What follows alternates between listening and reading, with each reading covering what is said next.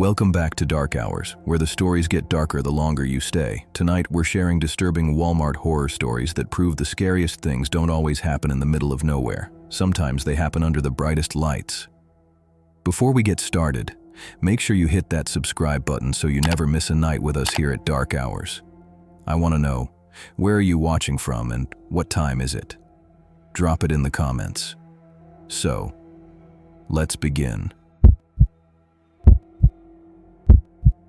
It was a little after 10 o'clock at night when the whole thing happened. The store was winding down, that in-between time when the after-work crowd had cleared out but before the graveyard shift started rolling in. I was zoning out at the register, listening to the distant hum of the lights overhead when I noticed her. She wasn't like most of the late-night shoppers. No cart, no basket, just pacing the electronics aisle, stopping and starting like she couldn't decide what she was looking for. What caught my eye was the way she kept glancing over her shoulder. Paranoid, twitchy. She finally grabbed something off the peg hook, a prepaid phone in one of those thick plastic packages, and slipped it under her jacket like nobody saw. But I did, and so did security. The guard that night was a younger guy, only a couple years older than me. Friendly, easygoing, the kind who joked with cashiers to keep us awake during long shifts. He must have been shadowing her for a few minutes already, because as soon as she tucked that phone away, he moved in, calm voice, hands out in front, just like they trained him. "Ma'am, you're gonna have to come with me." That was all he said. Simple. No yelling, no grabbing, just a quiet request. But the woman froze like a cornered animal. Her eyes went wide, then narrowed. She clutched at her jacket, fumbling for something. At first I thought she was just trying to shove the phone deeper out of sight. But then the glint caught under the fluorescent lights, silver, jagged, sharp. She had a box cutter or a utility knife, the kind they usually keep sealed inside toolkits. She must have opened it right there. My stomach dropped. The guard didn't back off. He held his ground, still calm, repeating, "Ma'am, put it down." But she didn't. She dug the blade right into the package, ripping through the plastic like it was nothing. Her hand slipped, slicing herself across the palm. Blood welled instantly, dripping onto the tile. I winced, but she didn't even flinch. She just looked at him with this twisted grin, her teeth streaked with spit as she hissed, "You're not gonna stop me!" And then it happened fast. Too fast. She lunged, not toward the phone, toward him. He tried to block her, but the knife grazed his arm, thin red line, instantly blooming across his sleeve. He shouted, stumbling back. She pulled her hand away, blood running down her wrist, and screamed loud enough to rattle the shelves. "Now you've got it! You've got it! I have AIDS, and now you've got it too!" The words hit like a slap. Everyone nearby froze. Customers standing in line, employees stocking shelves. All of us turned and just stared. The guard backed away, eyes wide, clutching his arm. His face was pure shock, not even from the cut, but from what she screamed. She raised her bloody hand like it was a weapon in itself, waving it around. Drops hit the floor, tiny red splatters marking everywhere she moved. I stood behind my register, heart pounding so hard I could hear it in my ears. I wanted to run, but my legs wouldn't move. I wanted to shout for help, but my throat locked up.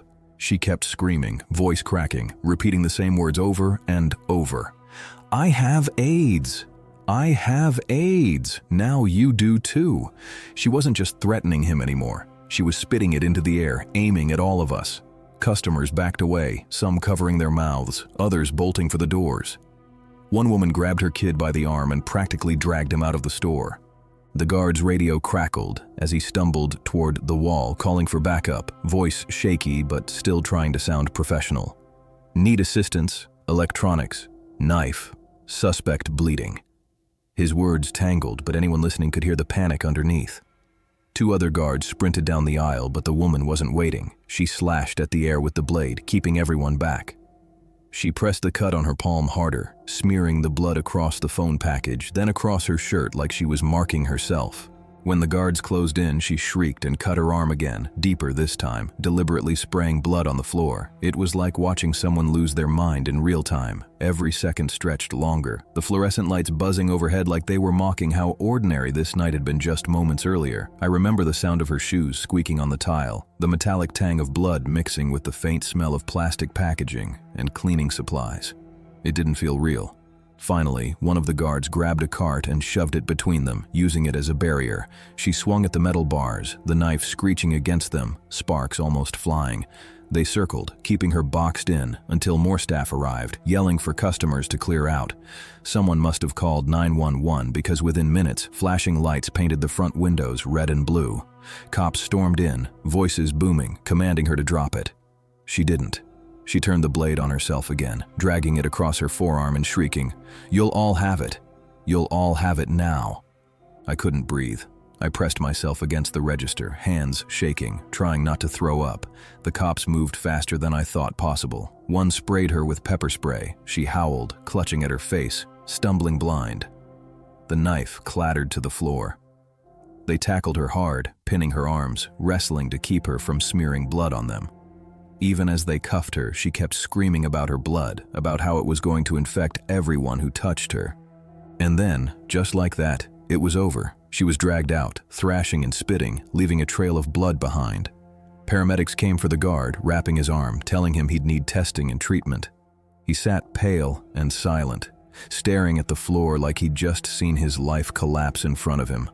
I'll never forget his face. That blank, hollow look of someone who had no idea if their future had just changed forever. After they cleared the scene, we were left with silence. The kind of silence that feels wrong, like the air itself is holding its breath. The floor was smeared with streaks of red, the smell of pepper spray burning my nose. Maintenance came out with gloves and buckets, scrubbing at the tiles like they could erase what we'd all just seen. But the image stuck, the sound of her voice stuck. That raw, cracked scream, "Now you've got it," still echoes in my head. I clocked out late that night, way past my shift, but I couldn't make myself walk straight to my car. Every shadow in the parking lot felt alive. Every person walking past made me flinch. I kept seeing her face in my mind, that manic grin, that knife flashing under the lights. She was just one customer, one out of hundreds, who walk through those doors every day. And yet in less than 5 minutes, she turned the store into something closer to a nightmare. People ask me sometimes what the scariest part of working retail is. They expect me to say shoplifters, or late hours, or rude customers. But the truth is scarier. The scariest part is that you never know who's walking in. You never know who's desperate or unstable or carrying something sharp in their pocket. You never know if the next face in line is just there to buy groceries or to change your life forever with one violent outburst. That night proved something I'd always felt in the back of my mind. It doesn't matter how bright the lights are or how many cameras are watching. Horror doesn't wait for the dark. Sometimes it happens in the middle of a store, right under buzzing lights while you're just trying to finish a shift. And sometimes the scariest monsters aren't hiding in shadows at all. They're standing right there at the register, holding something sharp, smiling through blood, and screaming words you'll never forget. Working overnight at Walmart felt like stepping into another world. During the day, the place was alive with endless beeping registers, chatter, and screaming kids. But once the doors locked at midnight, it was just us, a skeleton crew of stalkers, one security guy, and aisles that stretched into silence. You'd think it would feel safe. After all, what could possibly happen in a brightly lit store with cameras on every corner? But safety is an illusion, and when you're alone at 3 a.m., pushing pallets down empty aisles, every sound echoes too loud, every shadow feels too close. The first night I realized something was wrong. I was zoning the home goods aisle, folding towels into neat little stacks, when I heard it. A cart rolling. Not unusual, except it came from the far end of the store where no one was working. A long, dragging squeak that stopped, started, then stopped again. I froze, listening. Stalkers joked all the time about Walmart ghosts. But I wasn't laughing. I grabbed my walkie and asked if anyone was on that side. Silence. I told myself it was nothing. Maybe someone left a cart tilted. Maybe the air system rattled it. But then I saw it. A flash of movement between aisles, low to the ground, too quick for a person. I hurried over, but the aisle was empty, just shelves of plastic bins and a faint smell, like damp cardboard. That's when the security guard, an older guy named Ron, came over looking pale. He didn't crack jokes, didn't brush it off. He just muttered, "Don't follow it if you see it again. Just stay where the cameras can see you." I laughed nervously, waiting for him to explain. But he didn't. He just walked off like he'd said too much. And from that night on, I realized something nobody tells you about working overnight at Walmart. We're not always alone after closing. After that first night with the rolling cart, I couldn't shake the feeling that we weren't alone. When you're working the night shift, you start noticing little things most people would overlook. A package of chips torn open on a shelf that you know was perfect an hour ago. A soda bottle left dripping on the floor with no cashier in sight. At first I thought it was lazy coworkers snacking on the job, but then it kept happening, and always in the aisles nobody was assigned to. The strangest part? The cameras never caught anything.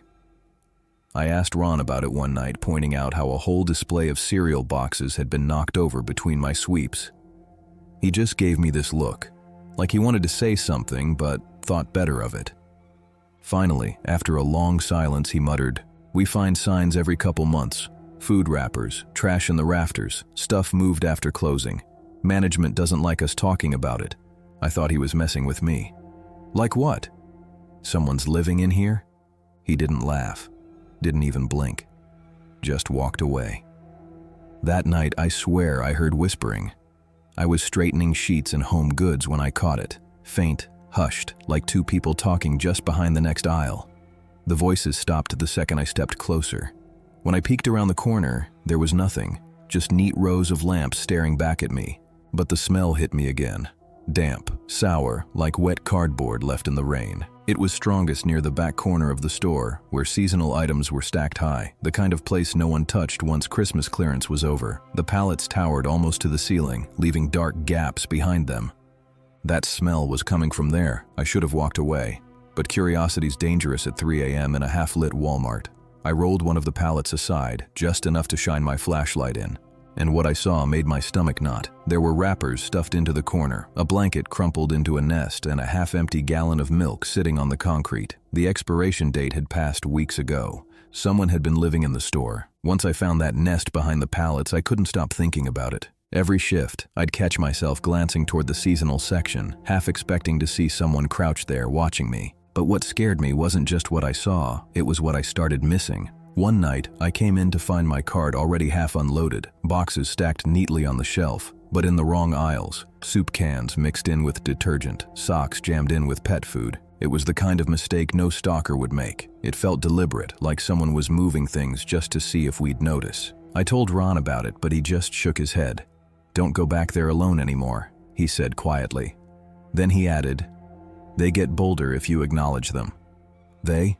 I asked, but he didn't answer. That word stuck in my head all night. They. Not he. Not she. The first time I saw it, I was zoning the toy aisle. It was 2:40 a.m. I remember because I checked my watch when I froze. A shadow shifted at the far end of the aisle, not like a person walking across. It was low, hunched, moving in quick jerks, almost crawling. My breath caught in my throat and I gripped the handle of my pallet jack, like it could save me. The figure slipped behind a row of dolls and the silence pressed down. I forced myself to walk toward it. Each step echoed too loud, too heavy, and the closer I got, the colder the air seemed to feel. When I turned the corner, nothing. Just rows of dolls staring at me, glassy-eyed and smiling, their plastic faces reflecting the ceiling lights. I laughed nervously, but when I turned to head back, my stomach dropped. Every single doll on the bottom shelf had been knocked over, and I hadn't heard a thing. That was the night I stopped walking the aisles alone. I stuck close to Ron after that, even if it meant working slower. But the problem was, whatever I'd seen, it didn't want to stay hidden anymore. It was a Friday night when everything boiled over. We were short-staffed, which meant by 4 a.m. I was the only one still working the back aisles. Even Ron had disappeared, probably on one of his long smoke breaks. The store was too quiet. You get used to a rhythm. The hum of lights, the occasional crackle of the walkie, the distant squeak of pallet jacks. That night, all of it seemed to stop. And then the sound came back. Not music, not footsteps. Breathing. At first I thought it was mine echoing too loud in my ears, but when I stopped to listen, it kept going. Ragged, shallow, like lungs straining. It was coming from the seasonal section. The same corner where I'd found the nest. My flashlight beam shook as I raised it. I didn't want to look, but my feet carried me anyway, crunching over tile until I reached the stacked pallets. The smell hit me first. Damp cardboard, sweat, something sour and rotten underneath. I swung the light into the gap. 2 eyes reflected it back. Not glowing, not animal. Just there. Wide, glassy, unblinking. They were set deep in a face smeared with grime, framed by matted hair. The figure crouched low, pressed into the shadows like a spider. It hissed. I stumbled backward, knocking into a display of folding chairs. The crash rang through the store, and the thing moved, not like a person climbing out, like it scuttled, fast and wrong, darting out of the gap on hands and feet. I ran. My boots slammed the floor, echoing as I tore through the aisles, heart jackhammering. I could hear it behind me, the scrape of bare skin against tile, the rattle of a shelf as something clipped it in the chase. I didn't look back. Couldn't. I burst into the front of the store where the cameras were brightest, where registers sat empty under the fluorescent glare. I expected silence, but the breathing was still there, closer. Then, nothing. The sound stopped, just like that. Ron came in a minute later, holding his coffee, eyes darting like he knew. When he saw my face, pale and dripping sweat, he didn't even ask what happened. He just muttered, "Told you not to go back there." It was a Friday night when everything boiled over. We were short-staffed, which meant by 4 a.m. I was the only one still working the back aisles. Even Ron had disappeared, probably on one of his long smoke breaks. The store was too quiet. You get used to a rhythm, the hum of lights, the occasional crackle of the walkie, the distant squeak of pallet jacks. That night, all of it seemed to stop, and then the sound came back. Not music, not footsteps, breathing. At first I thought it was mine, echoing too loud in my ears, but when I stopped to listen, it kept going. Ragged, shallow, like lungs straining. It was coming from the seasonal section, the same corner where I'd found the nest. My flashlight beam shook as I raised it. I didn't want to look, but my feet carried me anyway, crunching over tile until I reached the stacked pallets. The smell hit me first. Damp cardboard, sweat, something sour and rotten underneath. I swung the light into the gap. 2 eyes reflected it back.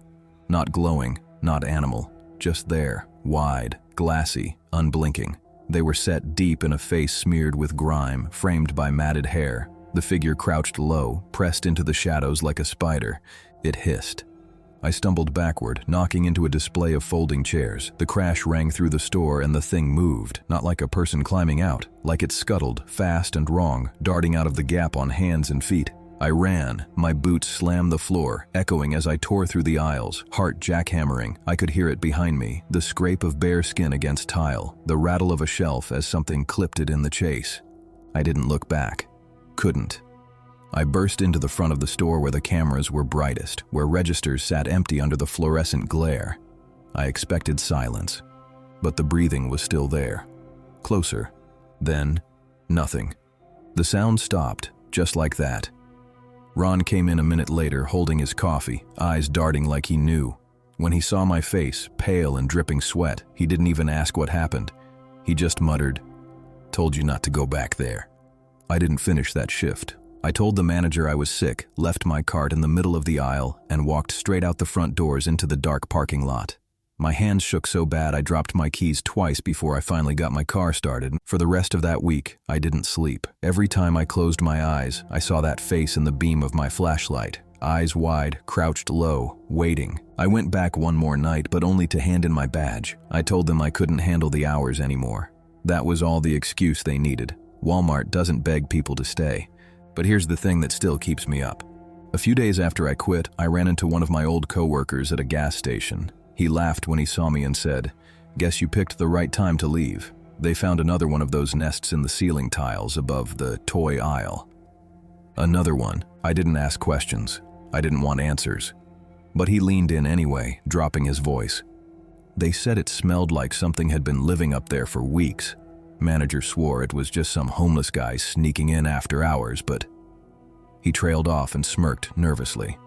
Funny thing is, the cameras never caught him coming in. Not once. I nodded, bought my gas, and got out of there as fast as I could. Now, whenever I drive past that Walmart late at night, the building glows under the parking lot lights, aisles stretching into the dark beyond the glass doors. And I always wonder, if I stopped and looked long enough, would those same glassy eyes be staring back at me from somewhere inside? I'm not the type who scares easily. I live 10 minutes from a 24-hour Walmart, and for years I've treated it like my pantry. If I'm out of coffee filters at midnight or need batteries at 2 in the morning, I go. It's bright, it's open, and there are cameras everywhere. That's what I used to tell people who said late-night runs were dangerous. There are eyes on you the whole time. I don't say that anymore. It was a rainy Thursday, one of those summer storms that turns the asphalt into a black mirror. I'd been working late and realized I was down to my last roll of paper towels and my fridge looked like a bachelor's. Mustard and a lemon. It was a little after 1:30 a.m. when I pulled into the lot. The store sat in a lake of light, all that white glare lifting the darkness straight up into the sky like fog. There were only 8 or 9 cars scattered far apart, the way they always are at that hour, like each one had been quarantined. I parked close to the doors, second row, under a light that buzzed. The rain came in stages, hard enough to show up in the glow, then soft enough to vanish. I jogged inside and got that little shock of cold air and burnt dust smell the entry always has. A greeter in a blue vest glanced up from her phone, mumbled hi, and went back to scrolling.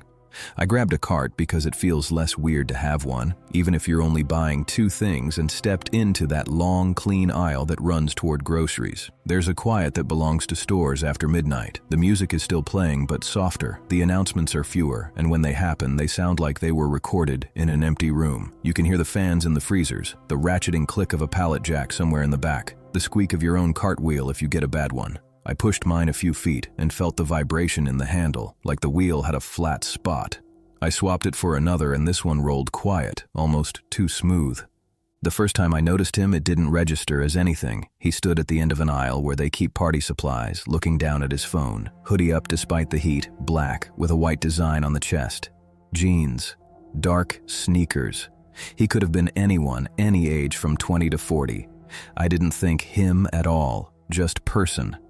I turned into groceries, grabbed eggs, milk, a bag of salad, a rotisserie chicken because the smell was weirdly comforting, and then cut across to cleaning supplies for paper towels. I moved quickly because that's how I shop. Grab, go, get out. In the corner of my eye, a shape crossed the aisle behind me. Normal, another shopper.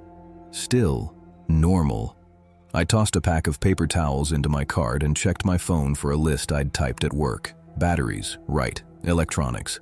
I turned down the main drag toward the center of the store and saw him again, 3 aisles ahead, pretending to study a rack of discount DVDs. Hoodie up, hands in the front pocket, head angled just enough to catch me without looking like it. My legs slowed on their own. We made that little negotiation strangers make when they're not headed to the same place but don't want to run into each other. He stepped into the next aisle. I kept going. I reached electronics and a young guy with a lip ring and sleepy eyes asked if I needed help. I said AA batteries and pointed. He waved vaguely at a wall of them. The guy in the hoodie drifted past the mouth of the aisle and looked in. Not at me. Over me. Through me. I kept my face neutral, picked a big multi-pack I didn't need and set it in my cart like this was exactly the life I planned. What got my attention wasn't sight, it was sound. When you shop alone at that hour, you get used to the store's rhythm. That night, there was an extra beat, a soft rubber sole landing, a pause, the faintest rasp of fabric. A follow that wasn't a follow yet. I told myself I was being ridiculous. People shop there at 2 in the morning for the same reason I do. We're night people. We like empty aisles. We like to be left alone. The hoodie guy, whoever he was, had every right to be anywhere I was. I finished in electronics and cut through housewares toward the front. He didn't pass the aisle mouth this time. Fine. Good. I stopped by self-checkout just to see if anything was off. The registers sat lit like little stages. 2 were open, no line. A girl in a vest leaned on the scanner and picked at a hangnail. When she noticed me, she straightened like she'd been caught doing something illegal and smiled a smile that didn't reach her eyes. I nodded and kept walking past toward pharmacy. I didn't need anything there. I just wanted to see if the hoodie showed up again. He did. On the opposite side now, mirrored in an aisle of vitamins, head down, hands in the hoodie pocket, shoulder against an end cap like it held him up. I felt my chest do that tight inhale, the kind that makes your ribs creak. I told myself, again, coincidence. Then I did something I always told myself I'd do if I ever thought I was being followed. I changed my pattern. No more straight lines. I took a hard left into pet supplies and slowed enough that anyone shadowing my speed would have to adjust. I read a bag of cat litter like I had a cat. I watched the reflection in a stainless steel dog bowl. Movement. Not in the aisle. At the far end, crossing. Hoodie. hands still tucked. A glance down the row that skimmed where I stood. He kept going. My hands shook on the cart handle and I thought, do not make this a story. Pay. Leave. Don't give someone time to decide anything about you. I rolled toward the front again. The girl at self-checkout glanced up and then past me toward something over my shoulder. She stiffened in a way that told me she'd seen him too. That should have made me feel better. It didn't. It made it real.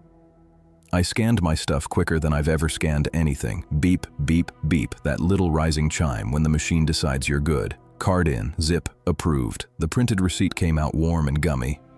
I folded it and slid it in my pocket like proof of a thing I had finished. There's always that last stretch in a store, the long walk to the doors where you're suddenly visible to anyone outside. It's like walking down an airplane aisle, nowhere to go but forward. The rain had slowed to a mist, and the doors breathed me out into it. The lot looked exactly as I'd left it. Cars and islands of light, asphalt shining. I pushed my cart off the rubber mat and felt the friction of rough concrete. Behind me, the door sighed and closed. He didn't come out right away. For 3 or 4 seconds, I felt the ridiculous relief of a person who thinks they were wrong about a thing and can now go home and laugh about themselves. I pressed the cart key into the steering wheel lock, popped the trunk, and lifted the paper towels with my left hand, chicken with my right. The store's entry chime dinged behind me as the doors opened again, the sound small and polite. I didn't turn. The paper towels slid into the trunk. The chicken followed. I set the eggs in with more care than I had for anything else that day. I closed the trunk soft so it wouldn't echo. "Excuse me." The voice came from too close to be safe and too polite to be normal. Men who mean well don't approach women, or anyone, at their trunk after 2 in the morning by saying, "Excuse me." They shout from a distance. They wave. They make space obvious. This voice came from the blind spot over my right shoulder. I turned slowly. Hoodie, up close. Stubble around his mouth like he'd shaved yesterday and given up. Eyes that didn't pin to anything. Mine, the cart, the ground. They flicked. He smiled in the way people smile when they want to show they're harmless because they aren't. "Do you have jumper cables?" he asked, hands still in the hoodie pocket, chin jerking toward the far side of the lot like his car was over there. "Sorry," I said, because that's what we're trained to say. I didn't look at where he pointed. I looked down at his shoes, dark soles, wet around the edges. He was too close. The smell of him was rain and something else. Old sweat, plastic, a hint of cigarette that never quite burned. "It'll take a second," he said, stepping in a fraction. His left hand flexed under the hoodie fabric. The gesture was small, barely there, but it reset my heartbeat. I took 1 step back so the corner of my cart was between us like a little fence. He smiled again, wider. "I can pay you," he added. "I have cash." I shook my head. "They'll help you inside," I said, chin angling toward the store. "Ask for a jump box." I don't know if that's a thing Walmart actually has. It sounded like a thing. He didn't look at the store. He looked at me, looking at the store. The light above us buzzed, a different pitch than before, like a fly trapped in a plastic bottle. He shifted his weight and the hand in his pocket clenched. The polite tone left his voice. "Just take a look," he said. "Not please, not can you. Just take a look." Like I'd gotten the script wrong and now he was correcting me. In the glass doors, I could see a reflection of us, small and skewed by tint and distance. The greeter was sitting on her stool again, head down, phone held close to her face. Past her, the self-checkout girl leaned on a register and watched our shape like a TV she couldn't change the channel on. Farther inside, down a canyon of light, the empty store stretched. Something clicked that wasn't sound. It was a decision. Mine. I let my shoulders drop like I was relaxing, like I'd say yes in a second, and took my keys out of my pocket. He watched them come up. When he looked where I wanted him to look, I pushed the cart outward with a hard shove. It wasn't a big cart. It wasn't even heavy. But wheels on wet concrete can surprise you, and the corner caught his hip hard enough to turn him sideways. His hand came out of the hoodie pocket empty to block the cart. Empty, but curled, like it had been wrapped around something that wasn't there now. I didn't wait. I moved. 2 steps around the cart, 1 long plant, keys up, fob pressed. My car beeped and the lights flashed, and in the beat where he looked there I went the other way. Not back toward the car, not into the row between us. I went left, parallel to the front of the store, keeping the wall and windows in my peripheral and the doors in front of me. The cart rolled another few feet and stopped. He recovered fast. "Hey," he snapped, like I'd been rude. Shoes hit wet concrete behind me in short, fast sounds. I didn't run. Running is loud and looks like panic. I walked like I had somewhere to be that was lit and staffed. His footsteps sped up. Mine didn't. The doors inhaled when I got close, and a blast of conditioned air blew the mist off my face. I stepped inside and went straight to the greeter. "He's asking people for jumper cables," I said, not whispering, not crying, just reporting. "He's out there right now." She blinked, looked past me at the man in the hoodie who had stopped 10 feet from the threshold like the store was a line he didn't want to cross. The self-checkout girl had her phone out already. She said, "I'll call the manager," but didn't move. The greeter picked up a wall phone and pressed a button she clearly didn't press often. The man didn't leave. He stood just beyond the sliding doors and stared, not at me, not exactly, but through the glass past me the way he'd looked down those aisles, over, through. The rain had turned back into rain and made little silver lines down the glass between us. He put both hands in his hoodie pocket again and rolled onto the balls of his feet and back off like he couldn't decide if he was standing still or not. A manager arrived doing a slow jog that wasn't a jog, the way retail people move when something might be nothing but they have to pretend it's something. He looked at me first, then at the man outside, then at the camera screens on the wall behind the greeter as if they might show an answer. He said something in his walkie. 2 minutes later, a security guy in a yellow jacket appeared from somewhere and stood at the door with his arms crossed over his chest, like crossed arms could stop anything. The man in the hoodie smiled at that, at the jacket, at the stance, at the idea of a boundary. He took one step closer to the glass, looked past me again, and then he did something small that I still think about. He leaned forward and fogged the door with his breath like a kid at a zoo.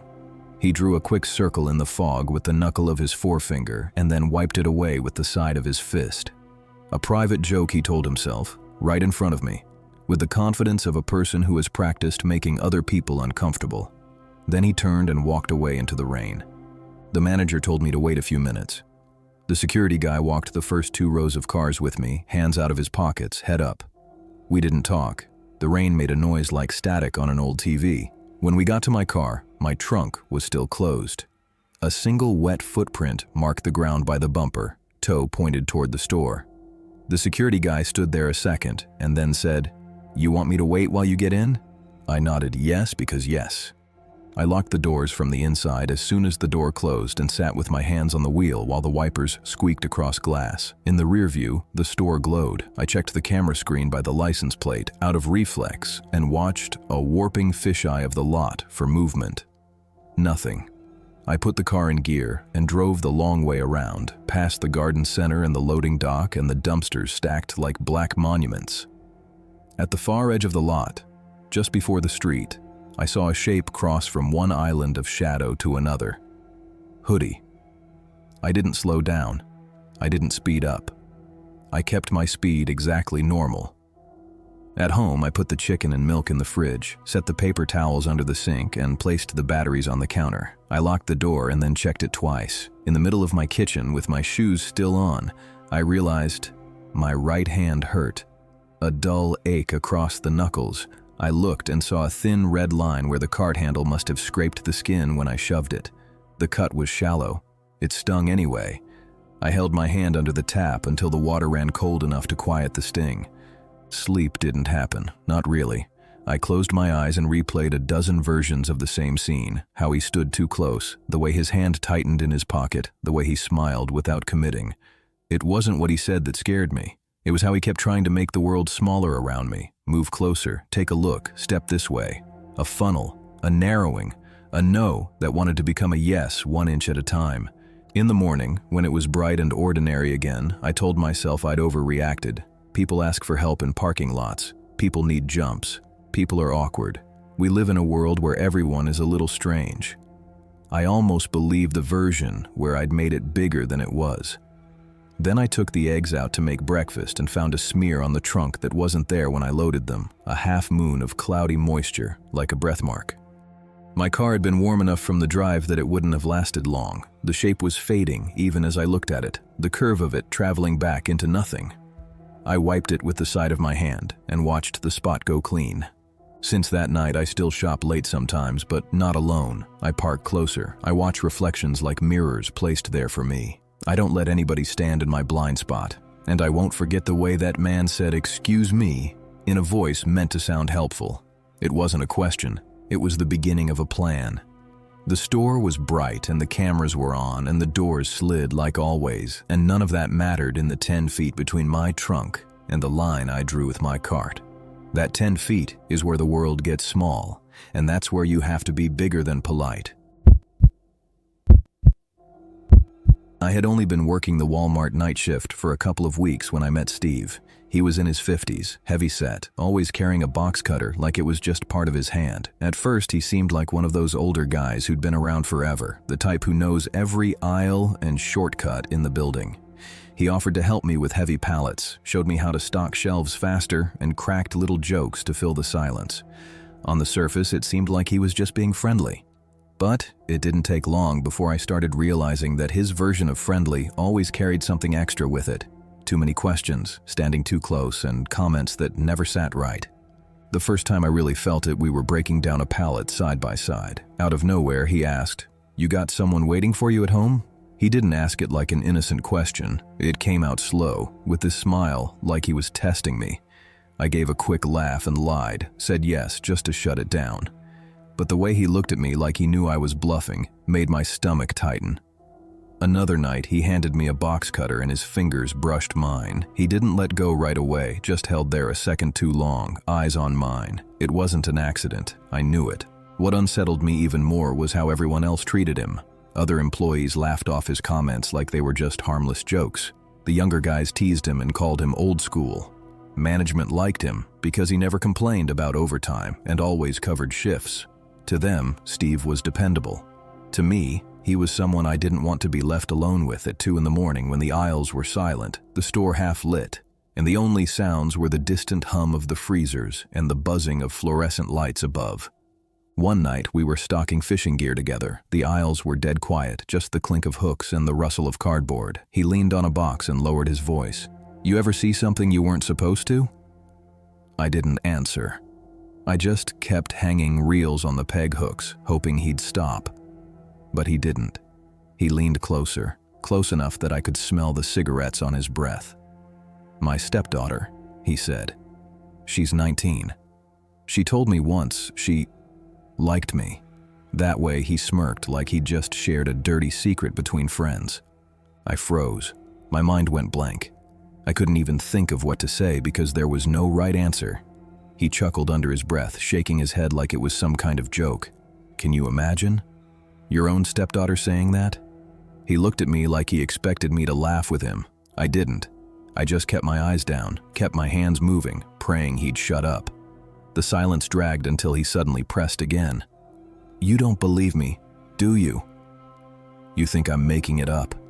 His tone sharpened, his smile gone, and I felt my chest tighten. "I don't know," I muttered, grabbing the empty box and hauling it toward the bar just to get away from him. The roar of the machine drowned out everything else, and I stood there longer than I needed to, letting the sound wash over me because it was safer than being near him. After that night, I started doing everything I could to avoid him. I shifted my schedule around my breaks so I wouldn't cross paths. I asked other coworkers to help me in aisles I knew he liked to wander through. But no matter what, he always seemed to appear. Sometimes it was just a comment about my clothes. Other times it was a story about his crazy family life, and every time it felt like he was studying me, waiting for me to give him something back. Nights felt longer with him around. The hours stretched like gum stuck to the bottom of a shoe, sticky and impossible to escape. Then one night, everything snapped. I was stocking in the automotive section when I heard laughter. Loud, barking laughter that echoed down the hall, Steve's laugh. But it wasn't directed at me this time. It was coming from the employee restroom, the kind of laugh people make when they've been caught doing something they shouldn't, but they don't care. I tried to ignore it, but a couple minutes later, one of my coworkers rushed past me, eyes wide. "You won't believe this. Steve just got caught in the bathroom with his wife's sister." The words hit me like a bucket of cold water. My chest tightened, my stomach churned, and every part of me wanted to go the other way. But curiosity and dread pulled me toward the break room hallway. When I got there, supervisors were already outside the restroom door. One of them was red-faced, yelling into a walkie-talkie, the other pounding on the door. Everyone nearby was whispering, covering their mouths like kids at school gossiping about a fight. The laughter inside had stopped. The air was thick and heavy, like we were all waiting for something awful to crawl out. And then the door slammed open. Steve stumbled out, shirt half untucked, face pale like a flashlight had been shined straight on him. Behind him came a woman, his wife's sister, her hair a mess, her face twisted in embarrassment. The supervisors didn't even try to play it cool. "Get your stuff, both of you." Now Steve tried to laugh it off, the same way he'd laughed through everything else. "Come on, it's just a misunderstanding." One of the supervisors cut him off cold. "Don't make this harder. You're done." I'll never forget the way Steve looked in that moment. That smirk he always carried slipped right off his face. The cocky glint in his eye was gone. For the first time since I'd met him, he looked small, pathetic. Like he finally realized there was no talking his way out. He was fired on the spot. His wife, who worked in another department, quit the same week. But the stepdaughter, the one he told me about, the one he dragged into his twisted stories, she stayed. And that made everything worse. Every time she walked by, people stopped talking. The whole place got quiet. Nobody knew what to say, or if we were even supposed to look her in the eye. You'd think I'd feel relief that Steve was gone, but I didn't, because what haunted me wasn't the scandal, or the way he was marched out past the registers with security flanking him. What haunted me was all the nights before, when it was just me and him in silent aisles, the hum of the lights overhead, and nothing between us but a thin stretch of empty floor. I thought about the things he told me, the way he leaned too close, the way he tested boundaries, like it was a game. And I wondered how many other people had just brushed him off as harmless. How many times had he gotten away with crossing lines because nobody wanted to call him out? When you think of horror, you picture shadows moving where they shouldn't, knives in the dark, or someone following you through a parking lot. But sometimes, the worst monsters don't hide in shadows. Sometimes they clock in with you. They wear the same uniform, push the same carts, and joke with the bosses who think they're dependable. They linger just close enough that you can feel them breathing behind you. And by the time you realize how far over the line they've gone, you're already stuck in the same aisle, praying for your shift to end. Even now, years later, every time I drive past that store, I think of Steve. Not because of what happened in that bathroom, not even because of the humiliation on his face when he was caught. I think of him because of those long nights before, when I was alone, stocking shelves, and knew in my gut that something about him was wrong. I got lucky. I only had to deal with his words, his closeness, his sick little stories. But the truth is, nobody really knows what someone like him is capable of once the lights dim and the cameras turn to blind spots. And that's the part that sticks with me the most, that sometimes the scariest things aren't strangers in the dark. Sometimes they're the people standing right next to you. I wasn't a Walmart employee. I was the guy they called when their registers forgot how to be registers. Field service technician, badge on a lanyard, backpack full of screws that never seemed to be the right size, and a van that rattled like it had opinions. Portland was my route. On the schedule, they were just store numbers, but every tech I knew had nicknames for them. Wood Village, Happy Valley. And then the one we all said with a half joke and a real prayer, Eastport Plaza. We called that one Thunderdome. If you ran those three in a single day, you were running the gauntlet. It wasn't official. It didn't need to be. The gauntlet earned its name the way scars earn theirs. Slowly, with repetition. It wasn't that the equipment failed more than anywhere else. It was everything else that failed around it.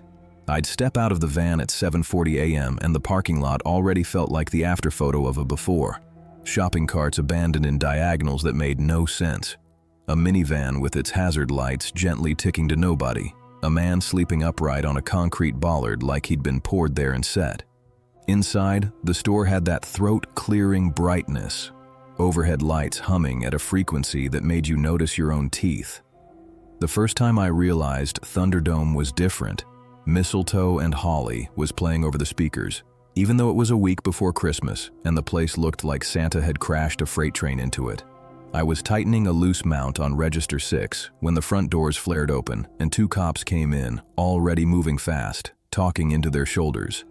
A guy in a puffer jacket tried to ghost past the greeter with a basket full of electronics. He bounced off the officer's arm like he'd hit a wall that suddenly decided to exist. What happened next was quick, simple physics. Down he went, face first, plastic basket shattering like cheap ice, candy canes rattling across tile while Frank Sinatra crooned about Holly as if the song had been chosen to make the moment weirder. One of the cops grunted, the other apologized to no one, and I put my screwdriver down because you don't pretend normal while a man is eating floor beside you. 10 minutes later, the doors were calm again. The song ended. I went back to retightening a bracket and told myself, ignore the movie happening around you. That day turned out to be average for Thunderdome. Average looked like this. A woman screaming at customer service because a TV didn't fit in her car, even though customer service hadn't ordered her car. A man trying to return something he hadn't bought there while staring right at a sign that said, "No receipt, no return," as if signs were decorative myths written by a god he didn't respect. A stalker walking by with a mop and the haunted look of someone who had just seen something impossible and knew they would have to see more of it before lunch. The thing about field service is you learn the back rooms of places better than the front, the nerves of a building, the doors customers don't notice unless someone is dragged through them, the loading bays that smell like rain and cardboard even in July. You also learn the staff. Thunderdome's people were tired and funny in the way that makes you feel both better and worse. They called me Fix-It because tech sounded too official for a place where official broke every hour on the hour. They warned me which registers had quirks, like they were warning me which dogs bite. Register 2 disliked debit cards. Register 9 had an attitude about gift receipts. The self-checkout felt like a haunted mirror. You could see yourself in it, but it never showed you what you wanted. It wasn't all fights. Sometimes it was just gross in ways that redefined gross. One afternoon I came in and there were orange cones and plastic chains set up like a tiny airport security line, blocking off the stretch between customer service and the restrooms. 2 employees stood there like unhappy sentries, arms folded, faces already done with whatever happened. The smell told me before anyone did. I don't have flowery language for it. It was human waste and bleach, layered like a bad idea. "You can't cut through," one of them said. I said I didn't want to. I said I could get to the service desk another way.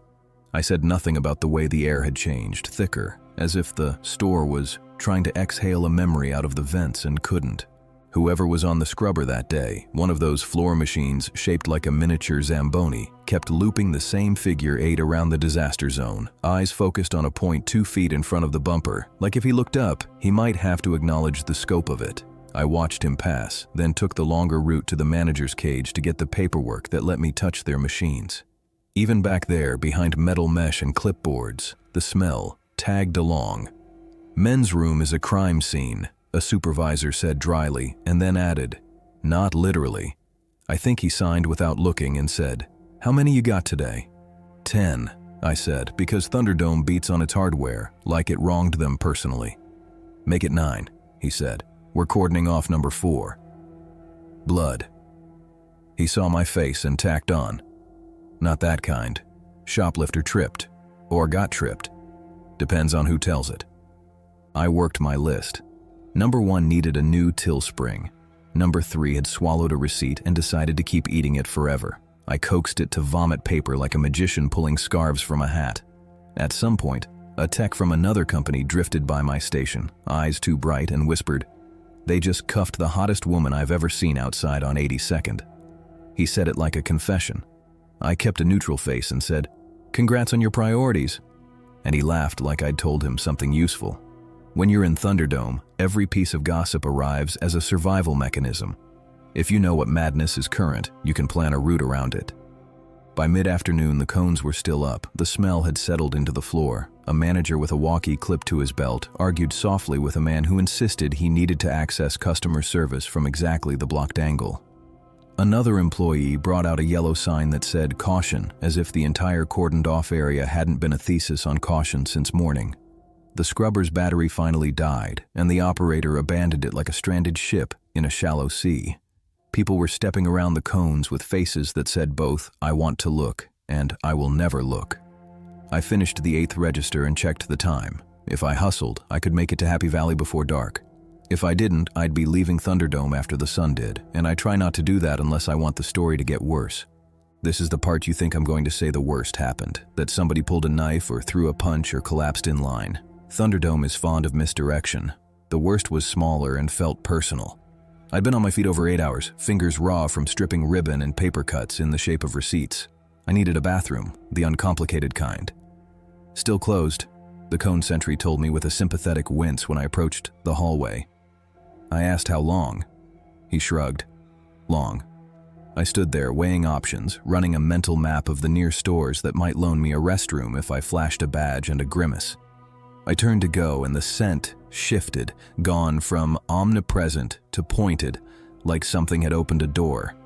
The hallway looked ordinary.